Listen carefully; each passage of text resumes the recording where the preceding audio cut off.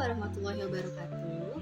Yang terhormat Bapak Irwan Siagian MPD selaku dosen pengampu mata kuliah riset pendidikan bahasa. Perkenalkan, saya Alifa Nur Fadila yang akan menjadi moderator dalam penyampaian materi kelompok 5 kelas R6F yang berjudul Landasan Teori atau Tinjauan Pustaka, Kerangka Teori, Penelitian yang Relevan, dan Hipotesis Penelitian. Adapun rekan-rekan kelompok 5 yang terdiri dari saya, Alifa Nur Fadila, Dewi Ardianti, Muhammad Raffi Atalah, Muhammad Raffi Ramadan, dan Naza Isnaini Fitri. Nah, pada penyampaian materi kelompok 5 ini terdiri dari landasan teori, kerangka teori, penelitian yang relevan, dan hipotesis penelitian. Baik, selanjutnya adalah sesi penyampaian materi. Baik, terima kasih kepada rekan Alifa selaku moderator. Di sini saya Naza Isnaini sebagai presentator pertama yang akan menjelaskan tentang hakikat landasan teori dan atau tinjauan pustaka menurut beberapa para ahli yang telah kami kumpulkan. Adapun ahli yang di sini, yang pertama menurut Dharma Laksana pada tahun 2020, beliau menjelaskan bahwasannya landasan teori sebagai alur logika atau sekumpulan konsep dan pembahasan materi yang telah tersusun secara sistematis. Berdasarkan pendapat tersebut, maka landasan teori merupakan suatu kumpulan definisi dan berbagai materi yang dijadikan acuan serta pedoman dalam menyelesaikan materi. Landasan teori harus terstruktur dan logis, bukan sekedar informasi yang tidak saling berkaitan. Teori yang digunakan disusun secara sistematis membentuk alur berpikir yang jelas dan terarah. Jadi, adapun contoh yang telah kami sediakan di sini sebagaimana sebuah penelitian tentang efektivitas metode storytelling dalam meningkatkan kemampuan menulis siswa. Landasan teori bisa mencakup teori belajar konstruktivisme, kognitif, dan storytelling. Dari ketiga teori yang dipilih akan membentuk alur yang terarah, yaitu teori konstruktivisme menjelaskan bagaimana storytelling dapat memfasilitasi pembelajaran aktif. Teori kognitif menjelaskan bagaimana storytelling dapat merangsang proses berpikir siswa, dan teori storytelling dapat menjelaskan bagaimana teknik storytelling dapat diterapkan dalam pembelajaran menulis. Adapun hakikat landasan teori atau tinjauan pustaka menurut Hidayat pada tahun 2015, beliau menyatakan bahwasannya landasan teori menjadi konsep dasar dalam menyusun hipotesis penelitian, membuktikan teori yang telah ada, mengembangkan teori, dan menghasilkan teori. Jadi berdasarkan pendapat tersebut, hal ini menekankan kepada landasan teori sebagai fondasi dalam berbagai tahapan penelitian. Landasan teori ini menentukan arah, metode, dan bagaimana menginterpretasikannya dalam hasil penelitian. Adapun contoh yang telah kami sajikan di sini terkait penelitian tentang pengaruh penggunaan media pembelajaran berbasis video terhadap kemampuan berbicara siswa.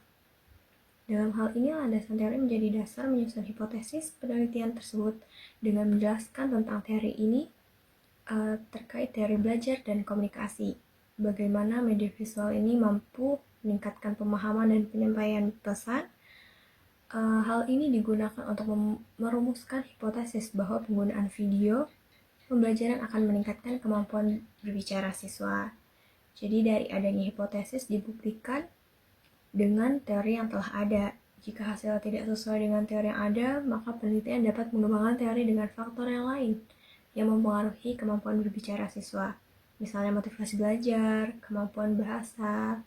Kemudian dari pengembangan tersebut menghasilkan teori baru yang didasarkan pada temuan empiris, misalnya tentang jenis video efektif.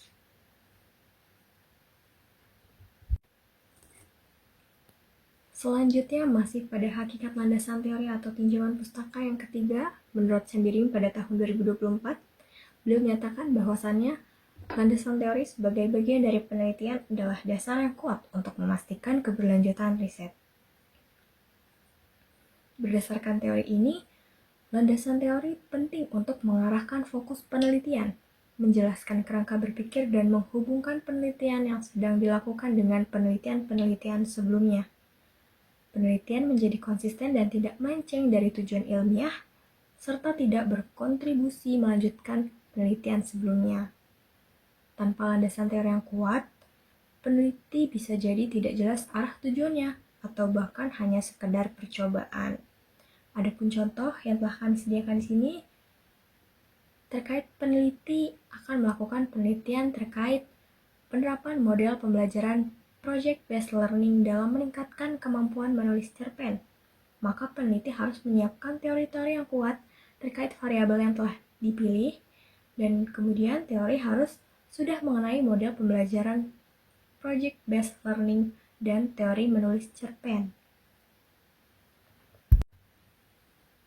Berdasarkan pendapat ketiga ahli tersebut, dapat disimpulkan bahwa hakikat landasan teori atau tinjauan pustaka adalah kumpulan konsep, definisi, pembahasan materi yang tersusun secara sistematis dan logis yang menjadi pedoman dalam penelitian sebagai dasar berpikir, sehingga penelitian bukan hanya sekedar kumpulan informasi tanpa arah tujuan.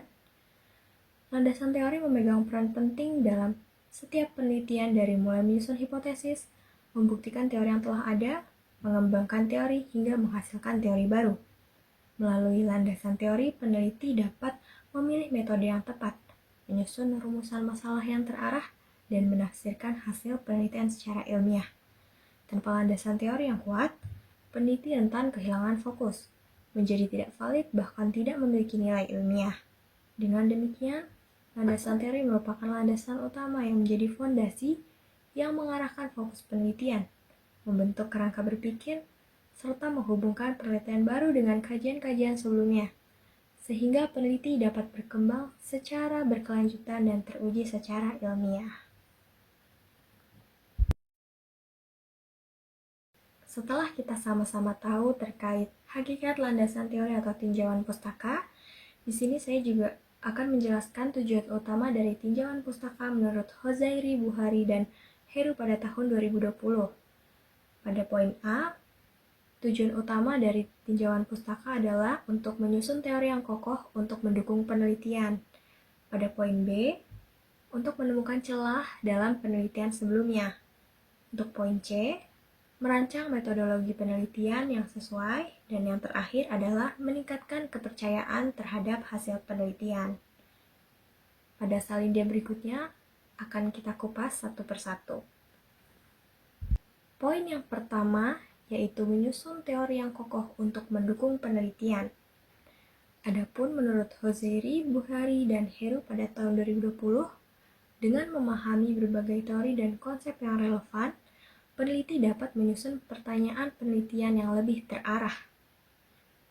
Dari pernyataan tersebut, dapat kita ketahui bahwa tujuan landasan teori yang pertama adalah teori dapat memperkuat penelitian yang dibuat untuk mendukung penelitian sehingga dapat mengarahkan tujuan penelitian yang hendak dicapai. Adapun contoh yang telah kami sajikan di sini, ketika peneliti ingin meneliti pengaruh penggunaan media podcast terhadap kemampuan menyimak cerita pendek siswa. Sebelum melakukan penelitian, pastinya peneliti harus mendasarinya dengan teori-teori seperti teori menyimak, bisa mengutip menurut Tarigan, atau bisa menggunakan juga teori media audio, dan sebagainya. Peneliti bisa menyantumkan seperti pada kalimat tersaji menurut Ferdianus dan kawan-kawan 2019, dan seterusnya. Dengan teori-teori yang kuat, peneliti mempunyai dasar ilmiah yang kuat. Mengapa podcast bisa membantu menyimak, apa yang diukur, dan bagaimana prosesnya terjadi. Teori yang kokoh akan mengarahkan penelitian, menjelaskan alasan pemilihan metode, dan memperkuat analisis hasil penelitian, sehingga tujuan dan landasan teori yang pertama dapat terrealisasikan. Tujuan tinjauan pustaka yang kedua adalah untuk menemukan celah dalam penelitian sebelumnya. Menurut Hozairi, Buhari, dan Heru pada tahun 2020, dalam bukunya beliau menjelaskan bahwasannya tinjauan pustaka berperan penting dalam mengidentifikasi area atau topik yang masih kurang dieksplorasi atau belum terselesaikan secara tuntas, khususnya dalam bidang pendidikan dan pengembangan. Jadi, menemukan celah berarti mencari bagian yang belum diteliti, belum lengkap atau masih bisa dikembangkan. Setiap peneliti pasti membaca penelitian terdahulu, dan peneliti dapat menemukan apa yang sudah diteliti dan apa yang belum diteliti, atau apa yang masih kurang, sehingga apa yang bisa diperbaiki dan dikembangkan bisa menjadi bahan penelitian selanjutnya. Di sini kami memberikan contoh penelitian terkait pengaruh penggunaan storytelling digital terhadap kemampuan berbicara publik di SMP. Penelitian sebelumnya sudah membahas tentang pembelajaran berbicara menggunakan metode ceramah, sudah membahas menggunakan media video biasa untuk melatih berbicara. Namun, belum banyak peneliti yang menggunakan metode storytelling digital berbasis aplikasi kreatif. Maka, peneliti dapat mengambil celah tersebut untuk diteliti. Salindia berikutnya, tujuan landasan teori atau tinjauan pustaka yang ketiga, pada poin C merancang metodologi penelitian yang sesuai. Menurut Hozeri, Buhari, dan Heru, melalui landasan teori atau tinjauan pustaka, peneliti dapat menentukan metode yang paling tepat untuk menjawab pertanyaan penelitian, menyusun instrumen penelitian yang akurat, serta merancang langkah-langkah penelitian secara efektif. Berdasarkan penjelasan tersebut, merancang metodologi penelitian yang tepat merupakan tujuan untuk menentukan cara terbaik melakukan penelitian supaya hasilnya dapat tepat sasaran dan akurat. Menyusun instrumen penelitian yang pas seperti angket, rubrik penilaian, atau pedoman wawancara. Karena tinjauan pustaka ini memperlihatkan bagaimana penelitian-penelitian sebelumnya ini memecahkan masalah, termasuk metode yang mereka gunakan, kelebihannya, serta kekurangannya. Adapun contohnya, seorang peneliti menggunakan metode eksperimen menggunakan pretest dan posttest untuk meneliti pengaruh teknik mind mapping terhadap kemampuan menulis teks eksplanasi siswa SMP Seruni. Karena peneliti menggunakan penelitian terdahulu bahwa teknik mind map ini efektif untuk meningkatkan kemampuan organisasi ide dalam menulis, sehingga penelitian yang sekarang atau yang terkini dapat menggunakan metode eksperimen yang menggunakan pretest dan posttest untuk meneliti pengaruh dalam penelitian. Pada salindia terakhir, mengenai tujuan dari kajian pustaka, pada poin D yaitu meningkatkan kepercayaan terhadap hasil penelitian. Masih sama, menurut Hozeri, Buhari, dan Heru pada tahun 2020, kajian pustaka yang mendalam dan tersusun dengan baik memperlihatkan bahwa penelitian dilakukan secara serius, sehingga hasil yang diperoleh menjadi lebih kredibel atau valid dan dapat dipercaya.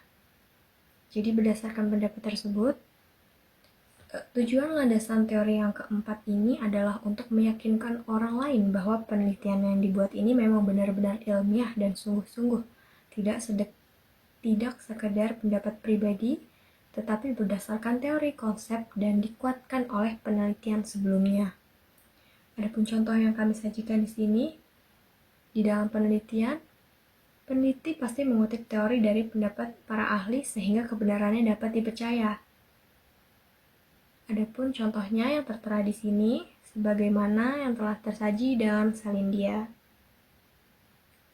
Pada kutipan tersebut menunjukkan kevalitan yang dapat dipercaya, kebenarannya karena dikutip dari hasil penelitian sebelumnya. Untuk salindia berikutnya terkait langkah-langkah menyusun landasan teori akan dilanjutkan oleh rekan saya Alifah. Kepadanya disilakan. Baik, selanjutnya materi yang akan dibahas masih terkait dengan landasan teori atau tinjauan pustaka. Sebelumnya telah dijelaskan tentang hakikat dan tujuan dari landasan teori. Nah, untuk selanjutnya ini mengenai langkah-langkah menyusun landasan teori. Mengacu pada pendapat Lonto tahun 2025, cara menyusun landasan teori ini ada 7 langkah. Mulai dari mengidentifikasi topik penelitian, melakukan tinjauan pustaka, memilih teori yang relevan, kemudian menyusun kerangka konseptual, memberikan kritik dan evaluasi, selanjutnya menunjukkan kesenjangan penelitian, dan langkah yang terakhir yaitu menyusun secara sistematis. Nah, Masuk kepada cara yang pertama, yaitu mengidentifikasi topik penelitian. Di mana langkah pertama menentukan topik penelitian, sehingga landasan teori yang dibangun dengan permasalahan yang diangkat itu relevan, sesuai dengan pendapat Lonto tahun 2025. Topik penelitian ini menjadi fokus utama yang menentukan arah penelitian ini akan dikembangkan dalam landasan melalui uraian teori-teori yang relevan dengan topik. Selain itu, dengan mengidentifikasi topik penelitian ini dapat membatasi pengembangan teori yang terlalu luas nantinya. Sehingga ketika pengembangan teori yang terlalu luas itu akan menyulitkan dalam menentukan atau membangun sebuah landasan teori. Misalnya mengambil penelitian tentang pengaruh penggunaan media sosial terhadap kemampuan berbahasa siswa SMA. Nah, dari judul penelitian ini dapat ditentukan topik yang akan dibahas dan dikembangkan harus berkaitan dengan kemampuan berbahasa dan media sosial. Topik ini terfokus pada pengaruh media sosial terhadap kemampuan berbahasa, di mana bukan hanya sekedar tentang media sosial saja atau kemampuan berbahasa secara umum. Selanjutnya, langkah yang kedua yaitu melakukan tinjauan pustaka. Artinya mengumpulkan dan mempelajari literatur yang relevan dari berbagai sumber terpercaya, di mana mencari teori utama dari penelitian yang relevan itu dengan topik yang sama. Artinya, ketika sudah mendapatkan topik, kemudian mencari literatur yang bisa mengembangkan atau mendukung topik penelitian tersebut. Contoh, penelitian tentang pengaruh penggunaan media sosial terhadap kemampuan berbahasa Indonesia di siswa SMA. Lalu dapat mencari penelitian terdahulu tentang bagaimana media sosial ini mempengaruhi kemampuan berbahasa siswa SMA dan membandingkan hasilnya. Misalnya, dalam penelitian ini memerlukan teori tentang psikolinguistik, yaitu gimana atau bagaimana otak memproses bahasa. Atau bisa dengan teori tentang sosiolinguistik, di mana bahasa yang digunakan dalam konteks sosial. Atau juga bisa dengan teori tentang teknologi komunikasi untuk mengetahui pengaruh media sosial terhadap komunikasi. Langkah selanjutnya membahas tentang teori yang relevan. Artinya, memilih teori yang paling relevan dengan permasalahan yang diteliti. Memastikan teori itu dapat menjawab rumusan masalah dari penelitian. Dalam hal ini, setelah memilih topik, mencari literatur, kemudian pilihlah teori yang relevan atau berkesinambungan. Landasan teori harus menjawab rumusan masalah. Oleh karena itu, perlu adanya penelitian yang relevan yang memberikan gambaran kerangka berpikir untuk menganalisis data. Selain itu, sebagai pertimbangan untuk menyesuaikan materi dengan metode penelitian yang akan digunakan. Contohnya, dalam penelitian yang sama tentang pengaruh penggunaan media sosial terhadap kemampuan berbahasa siswa SMA. Nah, dari contoh tersebut dapat dimisalkan penelitian ini menggunakan sosial kognitif untuk menjelaskan bagaimana siswa belajar bahasa melalui observasi dan imitasi di media sosial, dan teori language acquisition untuk menjelaskan proses akuisisi bahasa. Nah, ini merupakan bagian contoh dari teori yang relevan. Kemudian langkah berikutnya yaitu menyusun kerangka konseptual. Integrasikan teori-teori yang relevan ke dalam kerangka kerja konseptual. Kemudian, hubungkan antar teori tersebut dan jelaskan bagaimana mereka mendukung dan mengarahkan penelitian. Hal ini menekankan bahwa kerangka konseptual ini mampu memberikan gambaran hubungan antar teori yang mendukung dan mengarahkan penelitian. Disusun secara sistematis dan logis untuk menunjukkan alur yang jelas dan mampu menghubungkan antar variabel. Contoh, Kerangka konseptual tentang pengaruh penggunaan media sosial terhadap kemampuan berbahasa Indonesia siswa SMA. Nah, contoh ini memberikan gambaran hubungan antara variabel penggunaan media sosial yang bisa terdiri dari frekuensi, jenis media sosial, atau jenis konten.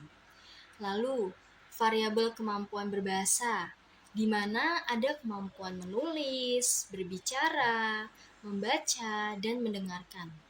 Dan variabel intervening, misalnya motivasi belajar, lingkungan keluarga, atau masih banyak lainnya. Nah, teori ini yang akan menjelaskan hubungan antar variabelnya. Kemudian, langkah selanjutnya di salindia berikutnya ini langkah yaitu memberikan kritik dan evaluasi. Artinya tinjau kelebihan dan keterbatasan teori-teori yang dipilih. Hal ini membantu menunjukkan pemahaman yang lebih dalam mengenai teori dan bagaimana teori tersebut dapat diterapkan atau dibatasi dalam penelitian. Nah, pada langkah ini diharapkan meninjau kelebihan dan keterbatasan teori-teori yang telah dipilih, kemudian memahami secara mendalam teori-teori yang akan digunakan dapat menunjukkan kelebihan dan keterbatasannya. Misalnya, evaluasi bahwa teori sosial kognitif dan language acquisition ternyata teori ini kurang memadai dalam menjelaskan dampak media sosial terhadap kemampuan berbahasa.